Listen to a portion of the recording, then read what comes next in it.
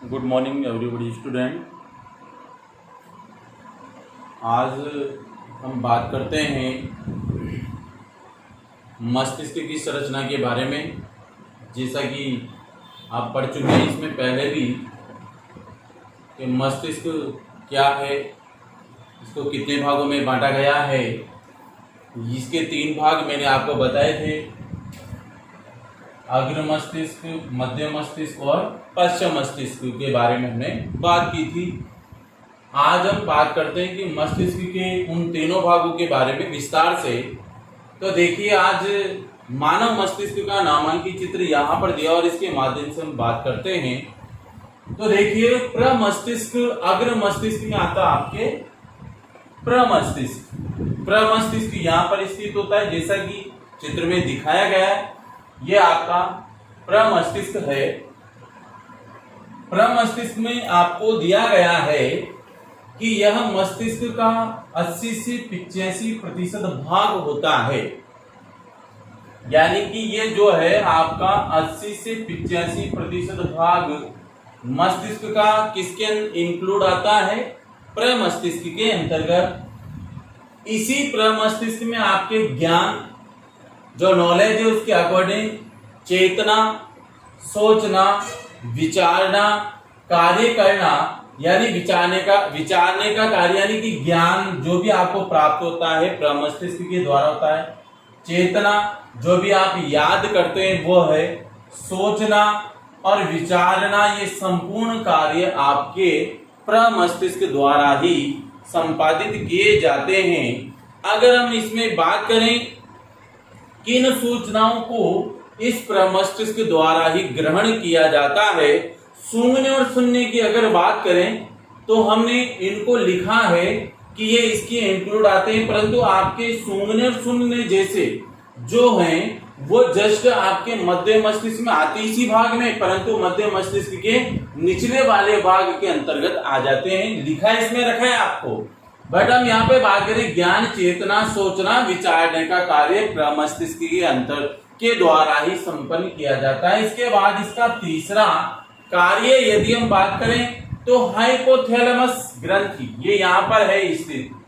ये हाइपोथैलेमस ग्रंथि आपके यहाँ पे ये चित्र में आपको एरो लगा करके बताया हुआ है कि आपके हाइपोथैलेमस ग्रंथि होती है, जो कि आपके भूख लगना, प्यास लगना, नींद आना नहीं आना, आपके शरीर का तापमान, थकान, आपके मन की भावनाओं की अभिव्यक्ति किसके द्वारा संपन्न की जाती है? हाइपोथैलेमस ग्रंथि के द्वारा ही संपन्न की जाती है। यानी कि हाइपोथैलेमस जो ग्रंथि होती है, यह भी प्रमस्तिष्क के अंतर्गत यानी अग्र मस्तिष्क में ही इंक्लूड होती है। तो ये 3 कार्य आपके प्रमस्तिष्क के हैं।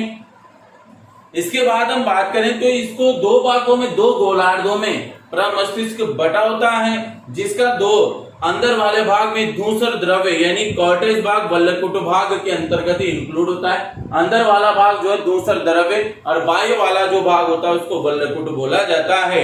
अंदर की ओर द्रव्य भाग में मध्यांश और मेडुला भी होता है इसके अंदर, पर उसके बारे में हम विस्तार से बात नहीं करेंगे, क्योंकि जितना हमें दिया हुआ उसके बारे में आज हम यहाँ पे चर्चा करते हैं। तो प्रमस्तिष्क का कार्य क्या है? मस्तिष्क का 80 से 85% भाग इसके द्वारा बनता है। ज्ञान, चेतना, सोचना, विचारने का कार्य इसके द्वारा किया जाता है। हाइपोथैलेमस ग्रंथि इसी के अंतर्गत आती है, जिसका कार्य होता है भूख, प्यास, निद्रा, ताप, थकान, मनोभावनाओं यानी मन की भावनाओं की अभिव्यक्ति कराना किसका कार्य होता है? हाइपोथैलेमस का। हम यहाँ पे शॉर्टकट पढ़ रहे हैं, तो जैसा कि आपको समझ में आ गया होगा कि प्रमस्तिष्क किसके अंतर्गत आता है? अग्र मस्तिष्क, यानी ये आगे वाला अग्र मस्तिष्क जिसमें हाइपोथैलेमस और प्रमस्तिष्क इसके अंतर्गत ही आता है। तो ये 3 कार्य इसके होते हैं। अब हम बात करेंगे मध्य मस्तिष्क। मध्य मस्तिष्क आपके ये रहा, यहाँ पर ये मध्य मस्तिष्क लिखा हुआ है, यहाँ पे ये मध्य मस्तिष्क है, यानी 12 जोड़ी कपाल तंत्रिकाएं मध्य मस्तिष्क के अंतर्गत ही आती है। अब देखिए मध्य मस्तिष्क के क्या है कार्य? ये 4 पिंडों में बटा होता है। कौन? मध्य मस्तिष्क, क्योंकि 12 जोड़ी इसमें कपाल तंत्रिका होती है। 4 पिंडों में डिवाइडेशन करें तो बराबर मध्य मस्तिष्क खड़े और आड़े रूप में 4 पिंडों में बढ़ जाता है। इसके बाद नंबर 2 इसका कार्य है हाइपोथैलेमस, वह मध्य मस्तिष्क के मध्य स्थित, यानी हाइपोथैलेमस और मध्य मस्तिष्क के मध्य स्थित होता है क्या? आपका मध्य मस्तिष्क जिसको हम कहेंगे हाइपोथैलेमस है, ये रहा।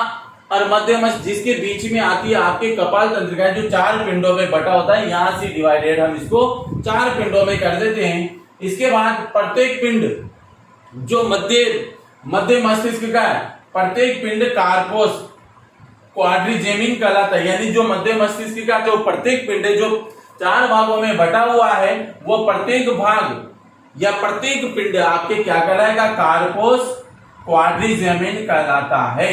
यानी यहां से इसके हम 4 भाग करेंगे डिवाइडेशन, तो प्रत्येक पिंड आपकी क्या कहलाएगा, कार्पोस क्वाड्रिजेमिन कहलाता है।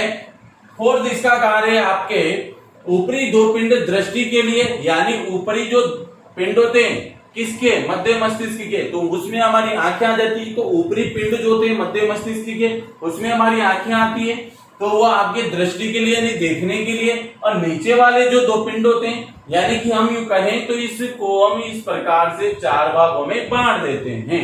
तो निचले 2 पिंड सुनने में और ऊपरी 2 पिंड आपके देखने के लिए काम में लिए जाते हैं। तो ये होते हैं आपके मध्य मस्तिष्क के कार्य। अब हम बात करें इसमें पश्च मस्तिष्क क्या कार्य इसके, तो मध्य मस्तिष्क का दूसरा बड़ा भाग है, ये रहा आपके पश्च मस्तिष्क। यानी नीचे वाले जितने भी ये भाग होते हैं यहां से यहां तक के, वो किसके अंतर्गत आ जाते हैं, पश्च मस्तिष्क। पश्च मस्तिष्क में आपके 2 भाग आते हैं, एक तो आता है आपका पोन्स और एक आता है मेडुला ऑब्लोगेटा। तो पोन्स आपका कहां पर है, ये यहाँ पर पोन्स है और यहाँ आपका मेडुला ऑब्लोगेटा है। तो यहाँ पे देखिए अ में इसका क्या कार्य है कि मस्तिष्क का दूसरा बड़ा भाग कौन सा है, पश्च मस्तिष्क। दूसरा इसका कि ऐच्छिक पेशियों पर नियंत्रण करते हैं, यानी जो पेशियां हमारी इच्छा के अनुसार चलती है, जैसे हाथ पैरों को चलाना, कुछ भी है, साइकिल चलाना, भागना, दौड़ना, तो वो ऐच्छिक पेशियों पर नियंत्रण कौन करेगा, आपके पश्च मस्तिष्क।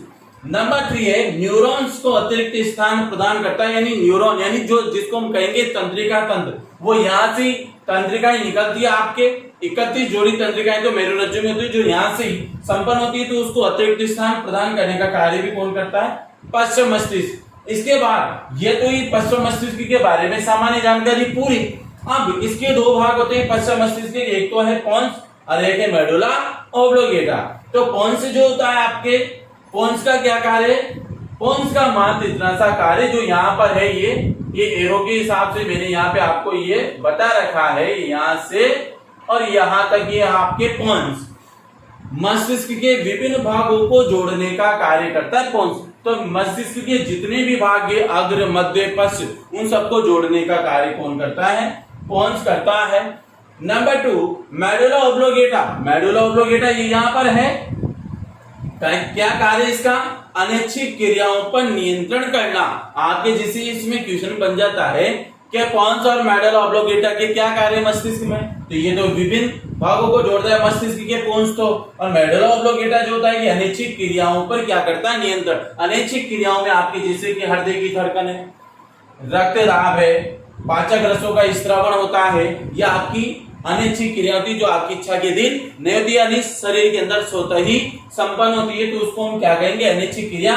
तो मेडुला ऑब्लोगेटा का इन अनैच्छिक क्रियाओं पर नियंत्रण, जैसे हृदय का धड़कना, रक्तदाब है, पाचक रसों का स्त्रावण है, तो इन पर यह नियंत्रण करता है। दूसरा कार्य मस्तिष्क का अंतिम भाग मेरुरज्जु से जुड़ा होता है, यानी कि जो मेडुला ऑब्लोगेटा का जो अंतिम भाग है वो मेरुरज्जु से जुड़ा हुआ है। ये जुड़ रहा है यहाँ पे, ये वाला हिस्सा मेरुरज्जु से, तो इसकी क्या है, 2 कार्य, एक तो अनैच्छिक क्रियाओं पर नियंत्रण करना और इसका दूसरा भाग मेरुरज्जु से जुड़ा होता है, अंतिम सिरा। ठीक है, तो ये 3 भाग यहाँ पर संपन्न होते हैं आपके अग्र मस्तिष्क के, प्रमस्तिष्क के बारे में, मध्य मस्तिष्क और पश्च मस्तिष्क। पश्च मस्तिष्क के बारे में हमने यहाँ पे चर्चा की है, इसके 2 भाग होते हैं पोन्स और मेडुला ऑब्लोगेटा, इसके कार्य के बारे में हमने पढ़ा है। अब हम बात करते हैं मेरुरज्जु के बारे में। मेरुरज्जु के क्या कार्य हैं? नंबर 1, मेरुरज्जु अपने आप में 5 सेंटीमीटर लंबी एक नलिका रूपी संरचना होती, बेलनाकार। नंबर 2, केंद्रीय तंत्रिका तंत्र का महत्वपूर्ण अंग है, क्योंकि केंद्रीय तंत्रिका तंत्र 2 भागों से मिलकर बना था, हमने बताया, एक मस्तिष्क और दूसरा मेरुरज्जु। तो केंद्रीय तंत्रिका तंत्र का महत्वपूर्ण अंग है। नंबर 3, यह तंत्रिकीय नाल, ये यानी तंत्रिकाओं से बीच 31 जोड़ी तंत्रिकाओं की नाल, यानी नाल का मतलब बेलनाकार संरचना। नाल दो स्तरों की भीतरी जो स्तर होता है उसके अंदर धूसर द्रव्य होता है तथा बाहरी स्तर में क्या होता है, इसमें श्वेत द्रव्य भरा होता है। तो ये तो हुए मेरुरज्जु के कार्य। अब हम बात करते हैं मेरुरज्जु की। ये तो मेरुरज्जु के बारे में सामान्य जानकारी कि मेरुरज्जु कितने सेंटीमीटर यानी 5 सेंटीमीटर बेलनाकार लंबाई नलिका होती है। केंद्रीय तंत्रिका तंत्र का महत्वपूर्ण अंग है। तीसरा कि यह एक तंत्रिका तंत्र नाल जो है दो संस्तरों में बटी होती है। एक तो भीतरी जो परत होती है इसकी स्तर होता है उसमें दूसरा द्रव्य और बाह्य परत के अंदर श्वेत द्रव्य भरा होता है। तो ये तो इसके बारे में जानकारी। अब हम बात करें कि मेरुरज्जु की क्या कार्य है। तो मेरुरज्जु का कार्य होता है प्रतिवर्ती क्रिया का संचालन और नियमन, साथ ही मस्तिष्क से आने जाने वाले आवेगों को पथ प्रदान करना। अब मान लीजिए प्रतिवर्ती क्रिया का मतलब होता है कि जो भी सूचना, जैसे आपके गर्म वस्तु को छू लेना, अधिक सुई का चुभ जाना या कांटे का चुभ जाना, तो वो प्रतिवर्ती क्रिया के द्वारा जो संवेदनाएं होती है, जो सूचना या उद्दीपन होते हैं, वो तंत्रिका द्वारा सीधे कहां जाते हैं, इन तंत्रिकाओं के द्वारा सीधा मेरुरज्जु से मस्तिष्क तक पहुंचाए जाते हैं और मस्तिष्क उस क्रिया के प्रति क्रिया को व्यक्त करके उसका संचालन नियमन करने का कार्य किसके द्वारा संपन्न होता है, मेरुरज्जु के द्वारा ही संपन्न होता है। साथ ही आपके मस्तिष्क से आने जाने वाले आवेगों का मतलब होता है आपके आवेग जो होते हैं ऋणायन धनायन के रूप में आवेग आते हैं। तो ये आवेग किस रूप में आते हैं, सूचनाओं के रूप में। ये सूचनाओं को लाने ले जाने के लिए पथ प्रदान करने का कार्य भी करता है कौन, मेरुरज्जु। क्योंकि पूरी बॉडी आपकी तंत्रिकाओं से मिलकर बनी होती है और ये तंत्रिकाएं सीधे मेरुरज्जु से कनेक्ट रहती है। आपके शरीर के अंदर जो भी उद्दीपन उत्पन्न होता है, जैसे गर्म वस्तु का छू लेना, कांटा चुभ जाना, सुई का चुभ जाना या कोई भी अन्य कोई गतिविधि जिसे आपकी बॉडी के किसी भी अंग से संपन्न या संपर्क में आती है, तो ये सीधे उद्दीपन यहाँ से होते हुए कहां जाते हैं, मस्तिष्क। और मस्तिष्क इन्हीं तंत्रिकाओं को पुनः आदेश देकर के ग्राह्य अंग तक सूचनाओं को भेजने का कार्य करता है। तो ये हमने आज बात की है मस्तिष्क और उसके चित्र के बारे में। फिर मैं दोबारा आपको समझा दूं, ये आपके अग्र मस्तिष्क में आपके दो भाग आते हैं, एक तो प्रमस्तिष्क और एक हाइपोथैलेमस, जिसके बारे में मैंने आपको बता दिया। मस्तिष्क का 80 से 85% भाग बनता है। ज्ञान, चेतना, सोचना, समझना, विचारने का कार्य प्रमस्तिष्क द्वारा होता है। भूख प्यास जो संपन्न होती, थकान, मनोभावना जो व्यक्त करती है, हाइपोथैलेमस ग्रंथि द्वारा होती है। इसके बाद मस्तिष्क की बात करें तो मैंने बताया इसको 4 पिंडों में हमने विभक्त किया है इस प्रकार से। इसमें 12 जोड़ी कपाल तंत्रिकाएं होती है, 4 पिंडों में बटा होता है। बीच में इसमें नीचे वाले भाग में हाइपोथैलेमस होती है और ऊपर इधर साइड में क्या होता है, मध्य मस्तिष्क। इसको डिवाइड करते हैं 4 भागों में, क्या होता है, बढ़ जाता है। प्रत्येक पिंड जो होता है 1, 2, 3 और 4 पिंड हो जाते हैं। तो प्रत्येक पिंड इसका कार्पस क्वाड्रिजेमिन कहलाता है। नंबर 4 है ऊपरी 2 पिंड दृष्टि के लिए, यानी जो ऊपर वाली जो 2 पिंड है, मैंने डिवाइडेशन कर रखा है आपके इस प्रकार से। तो ऊपर वाले 2 पिंड आपके देखने के लिए, नीचे वाले 2 पिंड आपके सुनने के लिए काम करते हैं। तो ये हुए मध्य मस्तिष्क। पश्चिम मस्तिष्क में हम बात करें तो पश्चिम मस्तिष्क यहाँ पे आपको शो कर रखा है मैंने। पूरा पश्चिम मस्तिष्क में 2 भाग होते हैं, पोन्स और मेडुला ऑब्लिंगेटा। पश्चिम मस्तिष्क दूसरा बड़ा भाग होता है हमारे मस्तिष्क का, ऐच्छिक पेशियों पर नियंत्रण करता है, जैसे चलना, बोलना या फिर घूमना या दौड़ लगाना, ये हमारी ऐच्छिक पेशी होती है जिसको हम अपनी इच्छा के अनुसार संपन्न करते हैं। न्यूरॉन्स को अतिरिक्त स्थान प्रदान, न्यूरॉन का मतलब होता है तंत्रिकाओं को अतिरिक्त स्थान प्रदान करता है कौन, पश्चिम मस्तिष्क। फिर इसके 2 भाग होते हैं, पोन्स मस्तिष्क के विभिन्न भागों को जोड़ता है। फिर मेडुला ऑब्लिंगेटा, ये हमारी अनैच्छिक क्रियाओं पर नियंत्रण, जैसे हृदय की धड़कनें, पाचन है, रक्त दाब इन पे नियंत्रित करता है। और मस्तिष्क का अंतिम भाग मेरुरज्जु से जुड़ा होता है। बाकी हमने मेरुरज्जु के बारे में चर्चा की है। ये 5 सेंटीमीटर एक लंबी नलिकाकार संरचना है। केंद्रीय तंत्रिका महत्वपूर्ण अंग है। यह तंत्रिका नाल 2 स्तरों में बटी होती है। भीतरी स्तर में दूसर द्रव्य और बाह्य स्तर के अंदर श्वेत द्रव्य भरा होता है। इसके कार्य क्या होता है, प्रतिवर्ती क्रियाओं का संचालन नियमन करने का कार्य करता है। साथ ही मस्तिष्क से आने जाने वाली सूचनाओं को पथ भी प्रदान कौन करता है, मेरुरज्जु ही करता है।